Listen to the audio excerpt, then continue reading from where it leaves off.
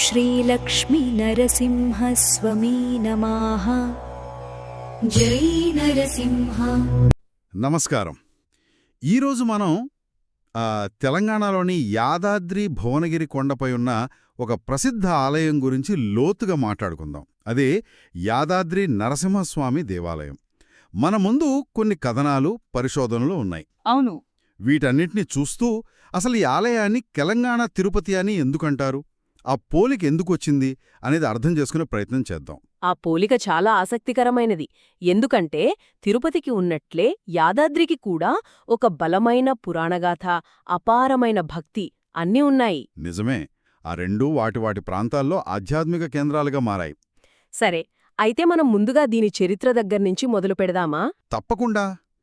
కథ మూలాల్లోకి వెళ్తేనే అసలు విషయం అర్థమవుతుంది. మన దగ్గరున్న సమాచారం ప్రకారం ఈ ఆలయ మూలాలు స్కందపురాణంలో ఉన్నాయట. అవును, అంటే దీని చరిత్ర చాలా పురాతనమైనది. కొందరు 5వ శతాబ్దం అంటారు, ఇంకొందరు 11వ శతాబ్దం అని కూడా అంటారు. ఏది ఏమైనా చాలా పాతది. పురాతన ప్రదేశాల విషయంలో ఇలా వేర్వేరు కాలాలు చెప్పడం సహజమే. కానీ ఇక్కడ ఆసక్తికరమైన విషయమేంటంటే అన్ని కథనాల్లోనూ ఒక మూల కథ మాత్రం మారలేదు. యాదఋషి కథేనా? సరిగ్గా చెప్పారు. యాదఋషి అనే ముని చుట్టూ తిరిగే కథే దీనికి ఆధారం. అవును, ఆయనే కదా యాదగిరి కొండ మీద ఉన్న ఒక గుహలో నరసింహస్వామి అనుగ్రహం కోసం చాలా తీవ్రమైన తపస్సు చేశారని అంటారు. కరెక్ట్.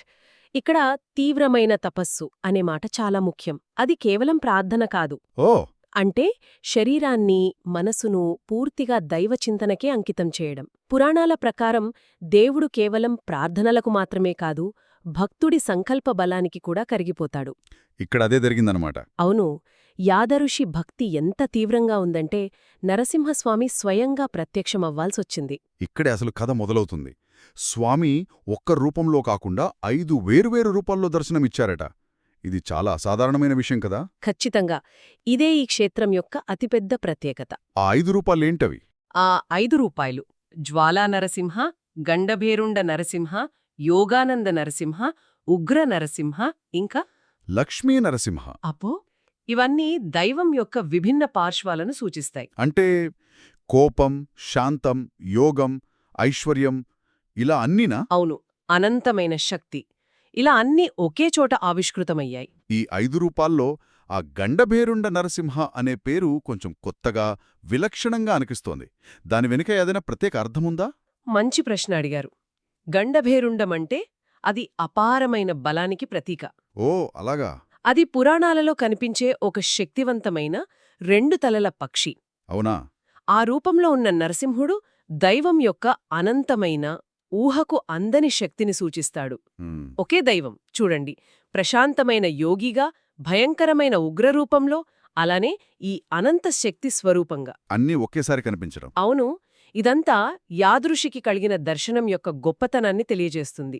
ఆ తర్వాత ఆ ఋషి కోరిక మేరకు స్వామి ఆ కొండపై అదే 5 రూపాలలో వెలిశారు.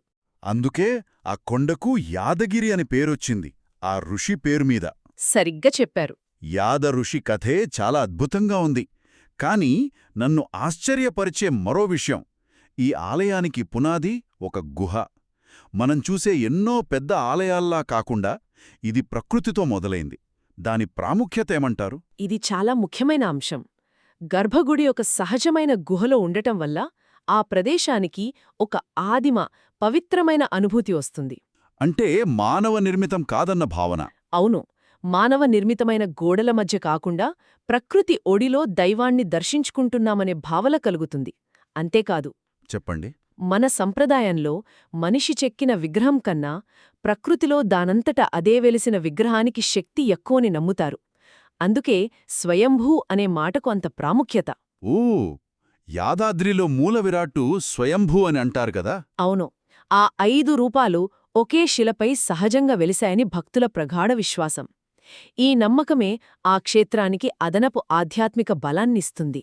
అంటే పురాణం ప్రకారం దైవం 5 రూపాల్లో వ్యక్తమవడం, భౌగోళికంగా ఒక సహజ గుహలో వెలయడం, ఈ రెండూ కలిసి యాదాద్రిని ప్రత్యేకంగా నిలుపుతున్నాయి.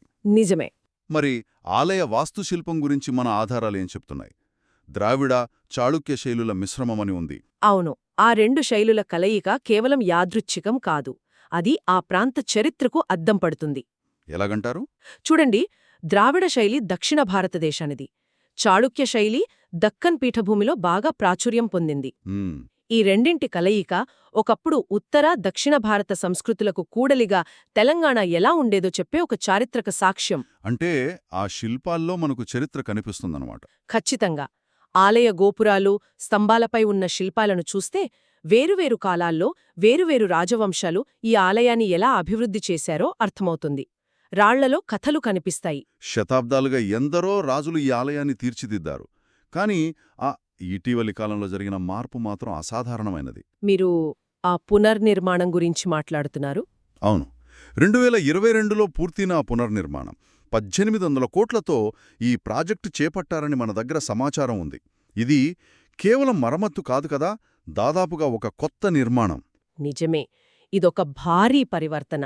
ఒక పురాతన క్షేత్రాన్ని, దాని పవిత్రతను కాపాడుతూనే ఆధునిక యాత్రికుల అవసరాలకు అనుగుణంగా ఒక ప్రపంచ స్థాయి పుణ్యక్షేత్రంగా మార్చాలనే ప్రయత్నం. అవును. ఇక్కడ ఒక ఆసక్తికరమైన చర్చకు ఆస్కారముంది. ఇలాంటి భారీ నిర్మాణాలు ఆలయం యొక్క అసలైన పురాతన ఆత్మను దెబ్బతీస్తాయా? మంచి పాయింట్. లేక మారుతున్న కాలంతో పాటు ఆలయాలు కూడా అభివృద్ధి చెందాలా? ఈ పునర్నిర్మాణం ఈ రెండు ప్రశ్నల మధ్య సమతుల్యతను సాధించే ప్రయత్నం చేసింది. ఎలాగని? కృష్ణశిలా వంటి సంప్రదాయ మెటీరియల్స్ వాడుతూనే ఆధునిక సౌకర్యాలను కల్పించారు. ఓకే, అంటే ఇదొక రకంగా సంప్రదాయం ఆధునికతల సంగమం. పురాణం ఒక గుహలో మొదలైతే నేటి ఆలయం ఒక అధునాతన నిర్మాణంగా రూపుదిద్దుకుంది. సరిగ్గా చెప్పారు. కేవలం ఆధ్యాత్మికంగానే కాదు, ఆ కొండమీద నుండి చూస్తే చుట్టూ ఉన్న ప్రకృతి కూడా భలే అద్భుతంగా కనిపిస్తుందని కూడా మన సమాచారంలో ఉంది. అది కూడా ఆలయ అనుభవంలో ఒక భాగమే. భక్తి, ప్రకృతి, వాస్తుశిల్పం, ఈ మూడు అంశాలు ఇక్కడ కలిసిపోయి ఒక సంపూర్ణమైన అనుభూతిని ఇస్తాయి. నిజమే. దర్శనానికి వెళ్లిన భక్తులు ఆ ప్రశాంత వాతావరణంలో ప్రకృతి సౌందర్యాన్ని కూడా ఆస్వాదించగలుగుతారు. సరే, ఇన్ని ప్రత్యేకతలు ఉన్నాయి కాబట్టే లక్షలాది మంది భక్తులొస్తున్నారు. ఇప్పుడు మనం అసలు ప్రశ్నకొద్దాం. దీనిని తెలంగాణ తిరుపతి అని ఎందుకు అంత బలంగా పోలుస్తారు? కేవలం జనం వస్తున్నారనేనా, లేక వేరే కారణాలు కూడా ఉన్నాయా? జనం రావడం ఒక కారణం మాత్రమే. అసలు కారణం భక్తులలో ఉన్న బలమైన నమ్మకం. నమ్మకమా? అవును. తిరుపతి వెంకటేశ్వర స్వామిని ఎలాగైతే కోరిన కోర్కెలు తీర్చే దేవుడిగా భావిస్తారో, యాదాద్రి నరసింహస్వామిని కూడా అలాగే విశ్వసిస్తారు. ముఖ్యంగా ఈ ఆలయానికి స్వస్థపరిచే శక్తులున్నాయని ఒక ప్రగాఢమైన నమ్మకముంది. స్వస్థపరిచే శక్తులా అంటే? స్థానికంగా ఒక మాట చెబుతారు. చాలా కాలంగా అనారోగ్యంతో బాధపడేవారు లేదా మానసిక సమస్యలు ఉన్నవారు ఓ ఇక్కడి స్వామిని దర్శించుకుని కొంతకాలం ఇక్కడే ఉంటే స్వస్థత చేకూరుతుందని బలంగా నమ్ముతారు. ఈ నమ్మకమే లక్షలాది మందిని ఇక్కడికి నడిపిస్తోంది. అంటే కోరికలు తీర్చడం, ఆరోగ్యాన్ని ప్రసాదించడం, ఈ నమ్మకాలే ఆ పోలికకు ప్రధాన కారణం. చాలా వరకు అవే. మరి ఇక్కడ జరిగే ఉత్సవాల గురించి కూడా మన సమాచారంలో ఉంది. ముఖ్యంగా బ్రహ్మోత్సవాలు. అవి చాలా పెద్ద ఎత్తున జరుగుతాయట. అవును. ప్రతి సంవత్సరం మార్చి, ఏప్రిల్ నెలల్లో జరిగే ఆ 10 రోజుల బ్రహ్మోత్సవం ఇక్కడి అతిపెద్ద పండుగ. ఆ సమయంలో ఎలా ఉంటుంది? ఆ సమయంలో ఊరేగింపులు, ప్రత్యేక పూజలు, సాంస్కృతిక కార్యక్రమాలతో ఆలయ ప్రాంగణం మొత్తం కోలాహలంగా ఉంటుంది. ఆ 10 రోజులు స్వామివారిని వివిధ అలంకారాల్లో వాహనాలపై ఊరేగిస్తారు. అంటే అది కేవలం మతపరమైన ఉత్సవమే కాదు, ఒక సాంస్కృతిక సంబరం లాంటిది. ఖచ్చితంగా. అలాగే నరసింహ జయంతి, వైకుంఠ ఏకాదశి కూడా అత్యంత వైభవంగా జరుగుతాయి. ఈ పండుగల సమయంలో ఆలయం యొక్క ఆధ్యాత్మిక శక్తి ఉచ్చస్థితిలో ఉంటుందని భక్తులు నమ్ముతారు. సరే, ఇప్పటివరకు మనం చర్చించిన విషయాలను ఒకసారి క్లుప్తంగా చూద్దాం. తప్పకుండా. యాదృషి అనే ముని యొక్క అచంచలమైన భక్తి, దాని ఫలితంగా దైవం 5 రూపాల్లో ప్రత్యక్షమవ్వటం, ఈ శక్తివంతమైన పురాణగాథతో ఈ ఆలయ ప్రస్థానం మొదలైంది. ఆ తర్వాత ఒక సహజ గుహలో ఒకే శిలపై 5 రూపాల్లో వెలసిన స్వయంభూ విగ్రహం ఈ క్షేత్రానికి గుండెలాంటిది. ఇది ఈ ఆలయాన్ని వేలకొద్ది ఇతర ఆలయాల నుండి ప్రత్యేకంగా నిలుపుతుంది. నిర్మాణపరంగా చూస్తే ఇది పురాతన ద్రావిడ చాళుక్య వాస్తుశిల్పాలను ఒక భారీ ఆధునిక పునర్నిర్మాణంతో మిళితం చేస్తుంది. ఒకే చోట శతాబ్దాల చరిత్ర, వర్తమాన వైభవం రెండూ కనిపిస్తాయి. అన్నిటికన్నా ముఖ్యంగా కోరికలు తీర్చే మరియు స్వస్థపరిచే శక్తులు ఉన్నాయనే ప్రగాఢ విశ్వాసం. దాని కారణంగానే ఇది తెలంగాణ తిరుపతి అనే బిరుదును సంపాదించుకుంది. అవును. ఈ నమ్మకాలన్నీ వైభవంగా జరిగే బ్రహ్మోత్సవాల వంటి పండుగల ద్వారా ప్రతి ఏటా పునరుద్ధరించబడతాయి. మరి వీటన్నిటి అర్థమేమిటి? ఇది పురాతన పురాణం, ప్రత్యేకమైన వాస్తుశిల్పం, ప్రగాఢమైన విశ్వాసం ఇవన్నీ కలిసే ఒక ప్రదేశం. యాదృశి భక్తికి ఫలితంగా దైవం 5 రూపాలలో వ్యక్తమవ్వడం ఇక్కడి విశ్వాసానికి కేంద్ర స్తంభంలా కనిపిస్తోంది. ఇది కేవలం ఒక ఆలయ సందర్శన కాదు. ఒక కథను, ఒక పరివర్తనను అనుభవించడం లాంటిది. సరిగ్గా చెప్పారు. దీనిని పెద్ద చిత్రంతో అనుసంధానిస్తే యాదాద్రి యొక్క ఈ పరివర్తన అంటే పురాతన పుణ్యక్షేత్రాలు ఆధునిక కాలంలో ఎలా తమను తాము పునర్నిర్మించుకుంటున్నాయో చూపిస్తుంది. నిజమే. ఆ భారీ పెట్టుబడితో జరిగిన పునర్నిర్మితానం మన వారసత్వాన్ని భవిష్యత్ తరాలకు అందించాలనే సంకల్పాన్ని సూచిస్తుంది. ఇది కేవలం ఒక ఆలయం కాదా? ఇది ఆ ప్రాంతానికి ఒక భారీ సామాజిక, సాంస్కృతిక కేంద్రంగా, పర్యాటక కేంద్రంగా, స్థానిక ఆర్థిక వ్యవస్థను ప్రభావితం చేసే ఒక శక్తిగా మారింది. ఆలోచించడానికి ఇక్కడొక చివరి విషయం ఉంది. మనం మొదట్లో నరసింహస్వామి 5 రూపాల గురించి మాట్లాడుకున్నాం కదా. అవును. జ్వాల, యోగానల్ల.